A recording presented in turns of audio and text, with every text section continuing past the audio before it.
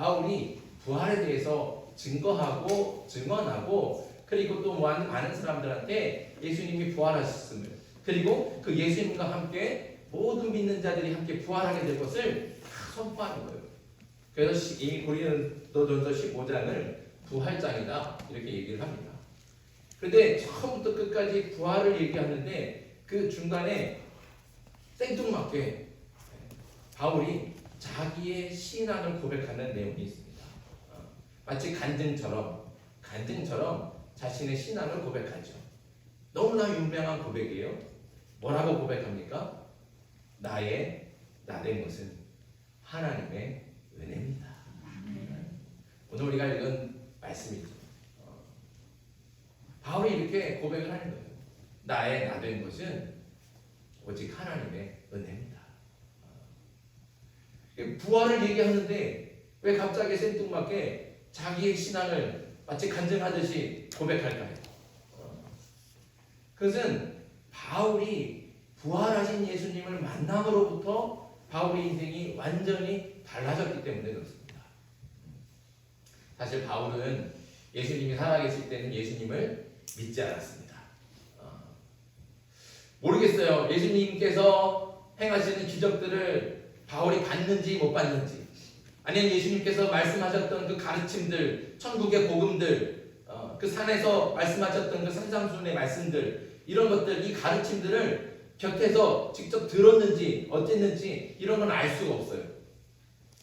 그런데 알 수 있는 건 사실은 그는 예수님을 믿지 않았다. 예수님을 따르지도 않았고 예수님의 말씀을 믿지 않았어요. 그냥 믿지 않는 사람이 아니었습니다. 바울은 어떤 사람이었습니까? 예수님 믿는 사람들을 잡아다가 감옥에 가두고 고문하고 죽이는 사람. 그는 예수님 믿는 사람들을 핍박하는 사람. 그 핍박하는데 제일 앞장선 사람이 바로 바울이었어요. 게다가 그는 예수님 믿는 사람들을 죽이는 일에도 동참했어요. 스데반이 예수님의 그 십자가를 그 복음을 전할 때 유대인들이 다 돌을 들어서 스데반을 죽이잖아요. 그때 그 돌을 던지는 사람들, 돌을 던질 때 오직 막 팔랑팔랑거리면 돌을 던질 때 어떻게 해요? 거추장스럽잖아요. 그러니까 전부 다 겉옷을 벗어요. 겉옷을 벗어서 다 누구 앞에 갖다 놓느냐? 바울 앞에 갖다 놓는 거예요. 바울이 그 사람들의 옷을 다 담아 맡아주고 마음껏 돌을 던져라! 이렇게 얘기한 사람이 바로 바울이었어요. 그러니까 바울은 예수님 편에서 보면 예수님의 원수 같은 사람이에요. 원수 같은 사람. 예수 믿는 사람들 잡아다가 감옥에 가두고 고문하고 죽이는 데 앞장서는 정말 원수 같은 사람이 바로 바울인 거죠. 그런데 그런 바울에게도 예수님께서 찾아가십니다. 예수님께서 찾아가셔서 바울을 부르시고 그를 만나주시는 거예요. 그렇게 부활하신 예수님을 만나고 바울의 인생이 완전히 달라진 겁니다. 바울이 다메섹으로 갈 때였어요. 그때도 마찬가지로 예수님 믿는 사람들이 다메섹에 있다. 이 정보를 입수하고 이놈들을 내가 한 놈도 빠짐없고 다 잡으러 오리라. 이런 굳은 결의를 가지고 눈에는 살기를 띄어가면서 그러면서 말을 타고 다메섹을 향해 가고 있었어요. 그런데 그 다메섹으로 가는 길에서 부활하신 예수님께서 바울을 부르시는 거예요. 그때는 사울이라고 그러잖아요. 사울아, 사울아. 부활하신 예수님께서 그 사울의 이름을 부르시자 사울은 그냥 그 자리에서 거꾸로졌어요. 말에서 떨어지고 앞에 보이지 않고 정말 어떻게 할 수 없는 그런 고난 속에 있는 거예요. 그때 예수님께서 바울을 만나주셨어요. 바울은 그 부활하신 예수님을 만나고 그의 인생이 180도로 달라진 사람이 됐습니다. 그는 어떤 사람이 되었습니까? 이전까지는 예수님이 믿는 사람들, 다른 사람들을 감옥에 가두고 그리고 고문하고 죽이는 사람이었어요. 생명을 빼앗는 사람이었어요. 생명을 억압하고 폭력으로 그리고 죽이는 사람이었어요. 그런데 부활하신 예수님을 만나고 그는 완전히 다른 사람이 돼서 복음을 전하는 사람, 죽어가는 영혼들을 살리는 사람, 생명을 살리는 사람. 그 생명을 살리기 위해서 다른 사람을 위해서 자신이 대신 감옥에 갇히고 대신 내맞고 대신 죽기까지 하는 예수님 같은 사람이 바로 바울이라는 것이죠. 그의 인생은 이렇게 부활하신 예수님을 만나고 나서부터 완전히 달라진 겁니다. 그러니까 이 고린도전서 15장에 예수님의 부활을 증거하고 모든 사람이 예수님을 믿기만 하면 그 부활에 동참해서 우리가 다 영원한 생명으로 예수님과 함께 천국에 가서 누리며 그 천국의 기쁨을 누리며 살 것이다. 이 얘기를 하는데, 그 부활을 얘기하는데 자신이 담에색 도상에서 만났던 그 부활하신 예수님이 떠오르는 거예요. 그때가 기억이 나는 거예요. 그러니까 부활을 얘기하다가 말고 너무 가슴이 볶아 차오르는 그 감격 때문에 자신을 간증하면서 고백하는 겁니다. 나의 나된 것은 다 하나님의 은혜입니다.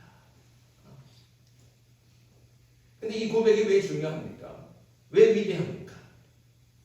사실 바울은 위대한 사람이잖아요. 그가 세운 교회가 얼마나 많이 있습니까? 그가 또 전도한 사람들은 또 얼마나 많이 있습니까? 그는 비행기도 없고 자동차도 없고 그런 시대에 오로지 걸어서 수천 킬로미터를 돌아다니면서 복음을 전한 사람이에요.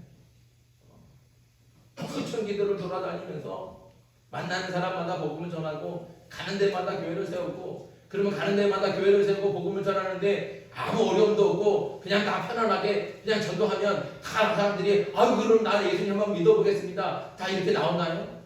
그러지 않잖아요. 가는 데마다 핍박받아요. 매 맞고 돌 맞고 배고프고 추위에 떠는 거는 다반사예요. 그런데도 바울은 기쁨으로 복음을 전하러 다닙니다. 여기서 핍박받으면 또 다른 데 가서 복음을 전하고, 복음을 전하다가 또 핍박받으면 또 다른 데 가서 복음을 전하고, 아무리 큰 핍박을 받고 아무리 모함을 받고 비난을 당해도 바울은 복음 전하는 것을, 예수님 전하는 것을 결코 포기하지 않았어요. 그래서 그는 가는 데마다 교회를 세우고 가는 데마다 복음을 전해서 정말로 지금 그 바울의 역사로 인해서 우리도 역시 지금 예수님을 믿고 이렇게 예배하는 건 아니겠습니까? 바울은 그렇게 위대한 사람이에요. 바울은요, 당대에 가장 뛰어난 신학자였어요. 그리고 가장 존경받는 사도였고요. 가장 영향력 있는 하나님의 사람이었어요. 그 얼마나 뛰어난 사람이에요. 얼마나 위대한 사람입니까? 아까도 말한 것처럼 그는 정말 교회를 세우고 복음을 전하기 위해서 자신의 있는 것 없는 것 다 내어서 바치고 자신의 온 건강이나 시간이나 이 모든 것을 다 오직 주님을 위해서 바친 사람이에요. 애를 썼어요. 수고했어요. 바울만큼 충성스럽게 수고한 사람이 어디 있어요? 그러면 자신이 이런 이 업적들을 보면서 이렇게 말할 수 있지 않겠습니까? 야, 그래 내가 이만큼 수고했다. 이거 내가 좀 수고한 일이야. 내가 한 일이야. 이렇게 말할 수 있는데 바울은 오늘 고백하는 것처럼 하나도 자기가 한 것이 아니라고 말하는 거예요. 오직 누가 하셨다고요? 하나님이 하셨다. 하나님. 이 모든 것은 다 하나님이 하십니다. 이 모든 것은 다 하나님의 은혜입니다. 그래서 나의 나된 것은, 지금의 내가 있는 것은 내가 노력해서 내가 열심히 일을 해서 수고해서 그래서 내가 된 것이 아니라 오로지 하나님의 은혜로 된 것입니다. 이렇게 고백하고 있습니다. 저와 여러분들도 바울과 같이 고백할 수 있기를 간절히 소망합니다. 나의 나된 것은 하나님의 은혜입니다. 한번 따라해 봅시다. 나의 나된 것은 하나님의 은혜입니다. 다시 한번요. 손을 가슴에 얹고 나를 가르치면서 한번 다시 한번 고백해 봅시다. 나의 나된 것은 오직 하나님의 은혜입니다. 아멘. 제가 이 말씀을 오늘 본문으로 정한 것은 제가 지난주에 아버지한테 다녀왔기 때문에 그래요. 지난 주간에 여러분들 감사하게도 이렇게 다녀올 수 있도록 허락해 주셔서 잠시 교회를 비우고 아버지 이제 간병을 좀 했습니다. 아버지 제가 이제 아버지 얘기를 조금 해야 될 것 같은데 저희 아버지가 지난 9월 4일에 입원하셔서 6일에 이제 심장 판막 수술을 받으셨어요. 판막이 좀 안 좋아서 병원에 진료를 받으니까 이게 계속 놔두면 어느 순간에 호흡이 곤란해지고 쉴 수 없어서 그냥 자다가도 이렇게 사망할 수 있다 이렇게 얘기를 했어요. 그래서 아버지는 난 그래도 괜찮아, 난 수술 같은 거 안 받을래 이렇게 말씀하셨는데 또 자녀들이 어떻게 그럴 수 있어요? 그래도 사실은 너네 건강하게 사셔야 된다 설득해서 수술을 받으셨어요. 그래서 심장 판막 수술을 이제 9월 6일에 받으셨어요. 저희는 이제 심장만 수술을 잘 받으면 될 거라고 생각을 했어요. 비록 연세가 이제 77세라 뭐 적지 않은 나이라서 회복하는 게 좀 더디겠지만 그래서 수술을 잘 받고 잘 회복하면 그것은 되겠다. 그래서 이제 그것만 기대하고 소망하면서 기도하고 수술을 잘 받았죠.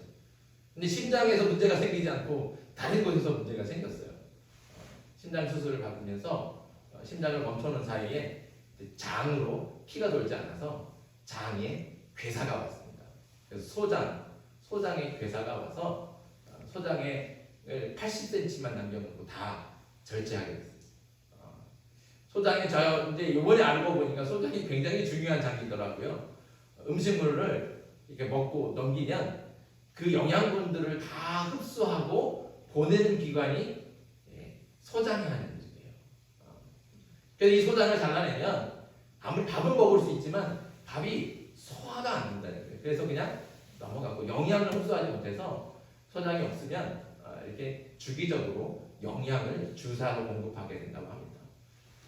그래서 이제 아버지가 갑작스럽게 그 장이 괴사가 돼서 중환자실에서 나오지 못하고 바로 그 자리에서 수술을 하고 했는데 다행인 것은 그나마도 장이 파열되기 전에 발견이 됐고 그리고 이 장 괴사가 소장을 넘어서 다른 장기로도 번질 수 있었는데 다행히 이제 괴사가 이 소장으로만 멈췄습니다.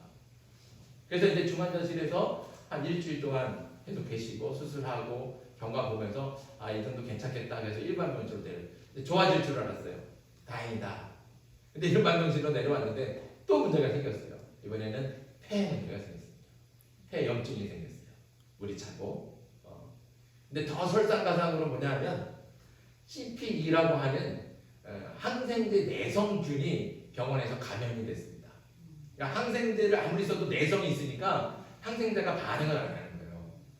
그런 균이 이제 아버지한테 감염이 된 거예요. 그러니까 이제 그 폐렴을 고치기 위해서는 항생제를 써야 되는데 항생제가 반응을 안 하는 거예요. 그러니까 항생제가 듣지를 않으니까 폐렴이 잘 낫지 않고 더뎌지는 거죠. 그래서 열도 많이 나고 정말 생사를 오가갈 정말 위험한 순간들이 많이 있었어요. 그래서 정말 어머니하고도 이렇게 나중에 얘기를 할 때 저도 마찬가지고 이러시다가 중환자실에서 그냥 우리 얼굴도 못 보고 돌아가시는 건 아닌가 이런 걱정과 염려를 했었습니다. 그런데 또 다행히 중환자실에서 좀 더뎠지만 경과가 많이 좋아졌어요. 그래서 3주 정도 한 20일 정도 중환자실에 머물러 있다가 일반 병실로 내려왔습니다. 근데 일반 병실도 그냥 병실은 아니고 여전히 이제 CP라고 하는 항생제 내성균이 가지고 있어서 이게 또 다른 사람들한테 이제 옮겨지니까 격리돼요. 중환자실에서도 격리되어 있었는데 1인 병실, 1인실로 이제 격리돼서 치료를 받고 있습니다. 그런데 이제 그런 것으로 문제가 끝나면 또 좋을 텐데 문제가 계속 생기더라고요. 근데 한 달 이상 동안 중환자실에서 이제 음식을 먹지 않고 그냥 이렇게 영양을 주사로만 계속 공급을 한 거예요.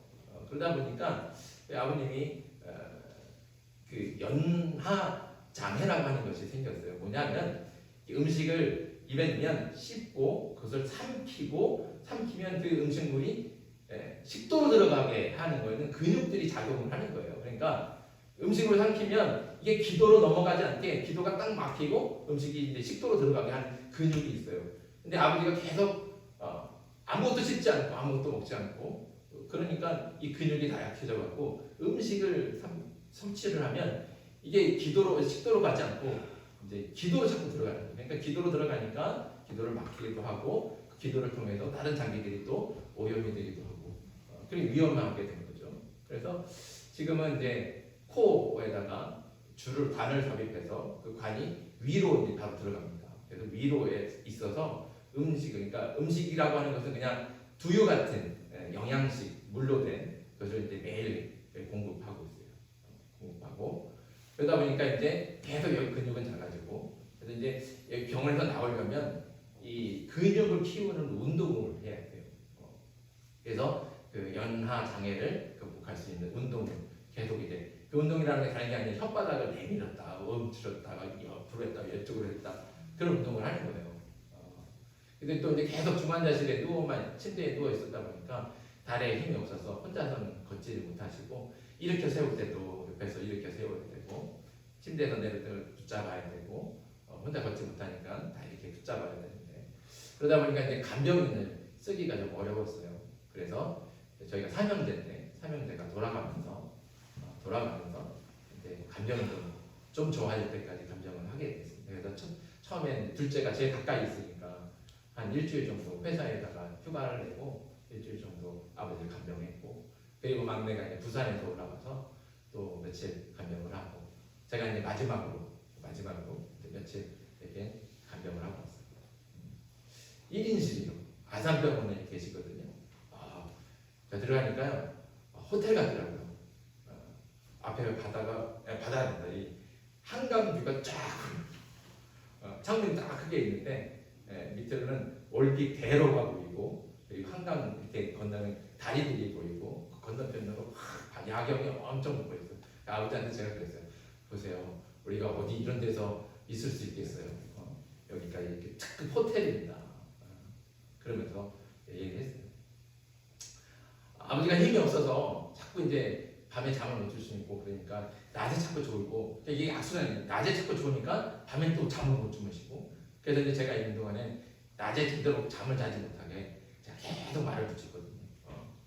그래서 제가 살면서 아버지랑 단둘이서 한 방에 딱 앉아갖고 얼굴 먼저 보면서 이렇게 많은 얘기를 해본 적이 한 번도 없는데 얘기를 많이 했어요. 물론 이제 아버지가 이 근육이 다 없어서 소리를 잘 못 내세요. 그러니까 소리도 약하고 목소리도 작고. 그런데 이제 물어보면 다 대답하고. 그래서 이제 얘기를 많이 했어요. 주로 뭐 다른 얘기 할 게 없죠. 옛날 얘기를 많이 했어요. 근데 뭐 옛날에 뭐 대단한 뭐 그런 게 없고 저희 아버지가 참 이북분이시거든요. 5살 때 3대 독자예요, 우리 아버지가. 근데 할아버지하고 할머니, 우리 아버지 이렇게 세 분이 이북에서 이제 5살 때, 아버지 5살 때 피난 오신 거. 그리고 고등학교 때 할아버지가 돌아가셨고 정확히 1년 만에 할머니도 돌아가신 거예요. 고아가 됐죠. 고아가 돼서 그냥 뭐 의지할 게 아무것도 없고 누가 도와주는 사람도 없고 친척도 없고 그래서 이제 오히려 이제 교회만 왔다 갔다 했습니다. 그래서 그 교회에 결혼 안 한 총각 집사는 오로지 이제 우리 아버지 하나 교회를 열심히 다니셨던 것 같아요. 그러다가 그 교회 목사님이 저희 어머니를 중매해 주신 거예요. 그러니까 고아를 사실 중매하기가 어렵잖아요. 근데 저희 어머니 이제 저희 외할아버지가 장모님이시거든요. 그러니까 목사님이 중매해 줬으니까 너는 무조건 여기 가야 돼. 그래갖고 결혼을 하신 거예요. 근데 결혼하시고 나서 고생을 엄청 많이 하셨죠. 하는 것마다 다 실패하셨어요. 뭘 해도 다 안 됐어요. 어릴 때도 뭐 여러 가지 하잖아요. 뭐 시계빵도 하셨다고 그러더라고요. 시계빵 했는데 다 말아먹으시고 집이 이제 하나 있던 거 다 팔아서 월세빵 전세빵 월세빵 갔다가 그래갖고 뭐 이것저것 뭐 안 해본 게 없으니 뭐 미역국 끓이고 행상도 해보시고 또 서울 올라와서 저는 을지로에서 자전거로 그 종이를 싣고 다니는 거 또 하시고 그리고 이렇게 용달을 사갖고 트럭을 사서 그걸로 이제 배달하는 것도 해보시고 안 해본 것도 없이 다 해보셨는데 하는 것마다 다 안 되시고 하는 것마다 다 실패하시고 저희가 이렇게 되게 가난하게 물론 지금도 가난하세요. 집이 없으시고 임대 아파트에 사시니까 저희가 다 이렇게 가난하게 평생을 가난하게 사셨어요. 그런 얘기를 한 거예요. 난 이것도 해도 실패했고, 난 저것도 해도 실패했고. 근데 이제 아버지의 말씀의 이제 결론은 뭐냐면, 야, 나는 너희한테 해준 게 아무것도 없는데, 너희 삼형제가 나를 이렇게 정성스럽게 돌봐줍니다. 나는 너무 부끄럽고, 너무 고맙다. 나는 아무것도 해준 게 없는데, 그냥 돌아보니까, 하나님의 은혜다. 내가 힘들고 어려웠지만, 하는 것마다 실패했지만, 그러나 그 모든 순간에 하나님이 나를 한 번도 버린 적이 없고 나를 한 번도 외면한 적이 없으셔서 그 어려운 순간에도 나를 지켜주셨고 비록 풍족하게 풍요롭게 누리며 살지는 못했지만 부족하면 부족한 대로 채워주시고 마치 엘리야에게 하나님께서 까마귀를 보내셔서 그에게 먹을 것을 먹여주신 것처럼 정말 기적같이 아무도 알지 못하는 사람한테 도움을 받고 인도를 받아서 지금 이렇게 여기까지 오자. 비록 내가 몸이 다 병들어서 이렇게 병실에 누워있지만 혼자 걷지 못하지만 이것도 하나님의 은혜다. 그렇게 고백하십니다. 그래서 바울과 같이 똑같이 고백합니다. 나의 나된 것은 내가 뭐 한 게 아무것도 없는데 오직 하나님의 은혜다. 바울하고 저희 아버지하고 비교하면 뭐 비교할 수가 없어요. 바울은 위대한 사람 아닙니까? 바울이 그렇게 얘기하면 정말 대단한 고백이다 그럴 텐데 저희 아버지는 그렇지 않아요. 뭐 위대한 업적을 남기신 게 없어요. 하는 것마다 다 실패하셨고 너무나 평범하죠. 너무나 가난하고 그게 그냥 평범한 사람이 저희 아버지인데 그런데 중요한 것은 평범한 사람도 하나님의 은혜는 임한다는 거예요. 위대한 사람과 뭐 큰일한 사람과 놀라운 일을 이룬 사람 그 사람만 더 큰 은혜를 받느냐? 절대로 그러지 않습니다. 하나님께서는 우리같이 평범한 사람에도 우리가 생각하지 못하는 놀라운 은혜로 날마다 우리와 함께 하시는 줄 믿습니다. 우리가 힘들고 어려울 때마다 우리를 절대로 버리지 않으세요. 우리가 자격이 있습니까? 우리 그런 자격이 없어요.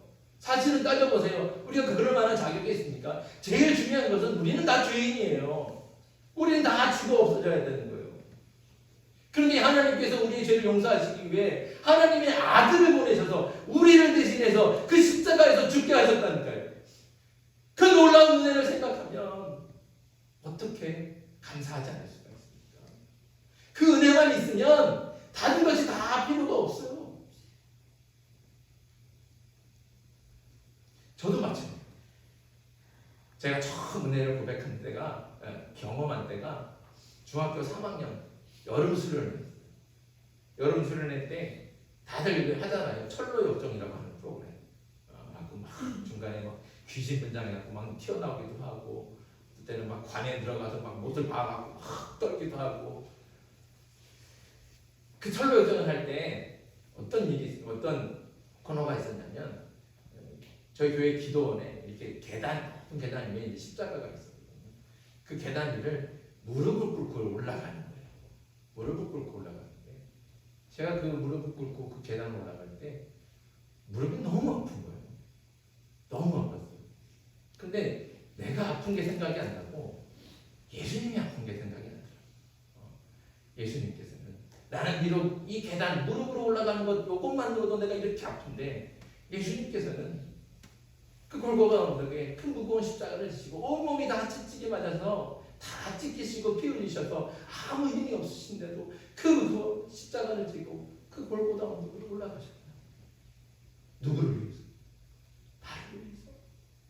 근데 나는 생각해보면 자격이 없거든요. 나는 그럴 만한 자격이 없어요. 하나님께서 나를 위해서 죽으셨다는데 내가 너무 부끄러운 거예요. 나 같은 죄인인데 나는 아무것도 아닌데 왜 나 같은 사람을 위해서 왜 십자가를 지셨을까? 그러니까 그 꼭대기에 올라갔을 때 그 예수님이 너무 감사하기도 하지만 너무 부끄러운 거예요. 왜 나 같은 것 때문에 십자가를 지셨어요? 왜 나 같은 것 때문에 그 피를 흘리셨어요? 왜 나 같은 것 때문에 왜 죽으셨어요? 우리를 되물었어요. 대답은 뭐예요? 내가 너를 사랑합니다. 우리는 그렇게 은혜 받은 사람입니다. 우리 모두가 다 그 은혜 가운데 있지 않습니까? 우리는 사실 사랑받을 자격도 없고 은혜 받을 자격도 없습니다.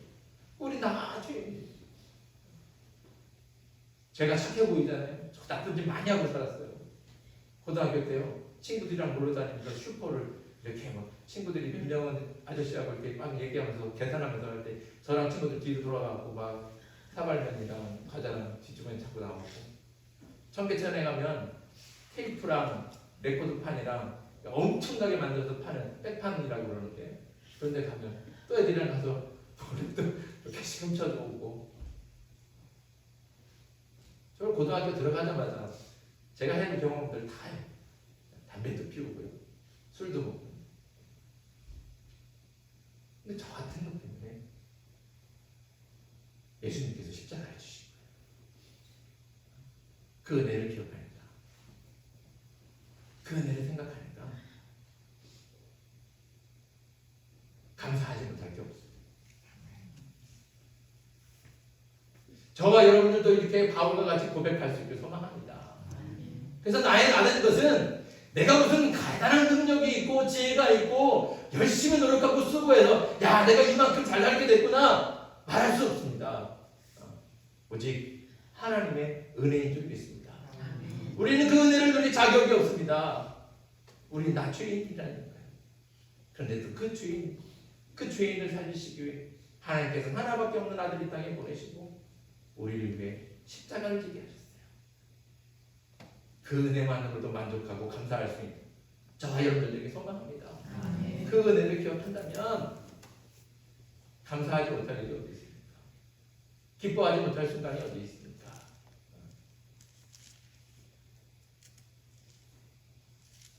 오늘 바울이 고백하는 것 같이 저와 여러분들도 날마다 이 고백이 저와 여러분들의 진실한 고백이 되게 간절히 소망합니다. 나의 나 된 것은 오직 하나님의 은혜입니다. 나는 다 평범한 내가 내들 거고 위대한 거 보는 일이지는 않았지만 그래도 그 순간순간마다 하나님께서 나를 지켜주셨고 필요할 때마다 하나님께서 채워주셨고 놀라운 기적으로 나를 지켜주셨으니 나는 그 은혜로 만족합니다. 하나님 감사합니다. 그렇게 감사를 고백하면서 어떠한 시련과 환난이 다가와도 기쁨을 잃지 않고 하나님과 동행할 수 있는 저와 여러분들에게 간절히 바랍니다. 다시 한번 고백하면 좋겠습니다. 가슴에 손을 얹고 나의 나 된 것은 오직 하나님의 은혜입니다. 이 고백대로 살아가는 저와 여러분들에게 주님의 이름으로 축복합니다. 기도드리겠습니다. 하나님